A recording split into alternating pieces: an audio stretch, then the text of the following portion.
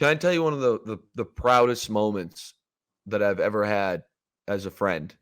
Please do. Yeah, we're getting laughing emojis from manager Mark. Yeah, Manager Mark was in this. I mean, that was a fucking joke.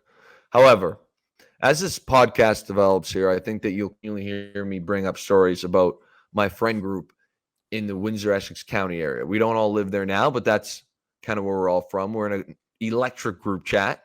We've met Pudge. Pudge was one of them. You've met manager Mark. I mean, you got characters now. Luke Bellis is seeing. He's got a glimpse. So one of the proudest moments, and this does play a little bit into football, so it can make the pod. So I would do these trips, Luke, and it started in year one. We came. This is a true story. We win the Super Bowl. I'm on cloud nine, right? I go back to Ontario, and we're like, dude, we got to party. What does a fresh 24-year-old who just won the Super Bowl do? We go party. And we throw an absolute rager. Manager Mark gets his suite. We got a nice Caesar's Palace in Windsor, Ontario. And it's a big night. It's a big night. All the boys are out. Yeah. I have a player's card to that casino, by the way. We'll have to. I love that. Get into I love that at some point. Yeah, I'm a big fan of the casino in Windsor. I love that. And I've got to fly out the next day to do an appearance in Houston.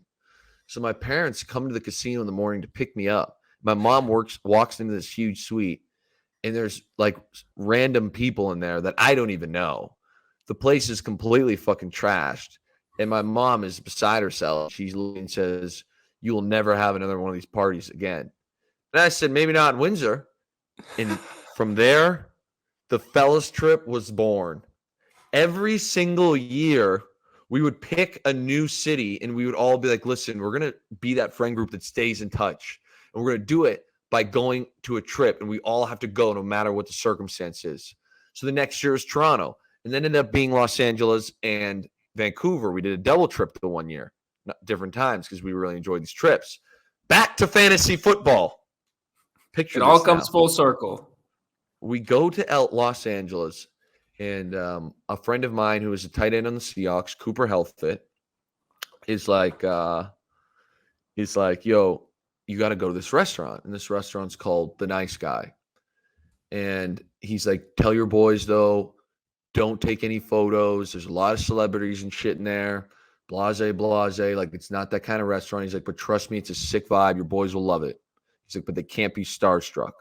You follow me right now? Yeah. Okay, you get to town, bro. 10 dudes at The Nice Guy. For anyone who's ever been there in LA, you're probably like, Jesus Christ. 10 Windsor boys. We sit down. This would have been 2013, 2015, maybe spring of 2016. And the booth beside us is Kanye West and Russell Westbrook. I kid you not. And I'm like, oh, I mean, bro, we're screwed. We're getting kicked out of here. And I've already given them the chat, like, bro, don't take any photos of anyone. Yeah, be cool. Well, yes, one of the proudest moments of my life. Every one of my boys was like, oh, shit, that's Kanye and Westbrook. Cool. Can we get another shot of whiskey? Nobody gave a shit, dude. And this is, I don't want to say it's a nice establishment, but it's a little upscale, and we're just mucking it up. Like, the waitress comes over and like, do you have shots of Honey Jack? Just like, what the fuck? No, we don't have shots of fucking Honey Jack Daniels. Be like, oh, what about Jameson? And she's like, yeah, we don't carry Jameson here. Fast forward, we end up having just a fucking great night with the boys.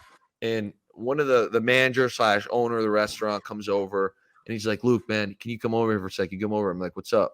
He's like, there's only an hour and a half time limit on this table. I'm not making this shit up, Luke.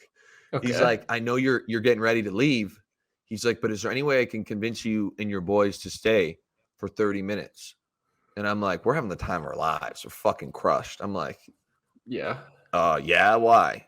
He's like, well, Kylie Jenner and Justin Bieber have the table after you, and they just text me and said they're running 30 minutes late. And I can't have a table empty for 30 minutes because all the people at the bar will be like, why didn't you give me that table? So if I gave you a couple pizzas, can you stay for 30 extra? And I'm like, boss, how about you just give us a round of 10 shots and we'll call it even? And he starts dying. He's like, what kind of shots do you want? And, of course, at that point, I think we were drinking Bullet Rye. That's all they had there. Yeah.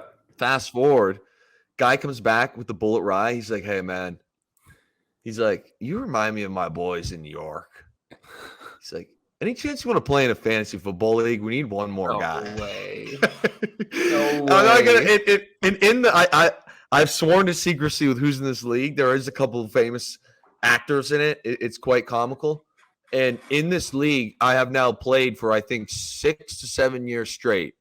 I've won it twice. I've been in the playoffs every fucking year. The league is not great, and I let them know that. The guys make a lot of questionable decisions. And this year I won the Reggie season and got the bye. And the best part was my team underperformed this week. So I would have been bounced from the playoffs if it wasn't for the bye. And I know it was a long-winded story, and I'm expecting a note from manager Mark here in the corner telling me to shut the fuck up.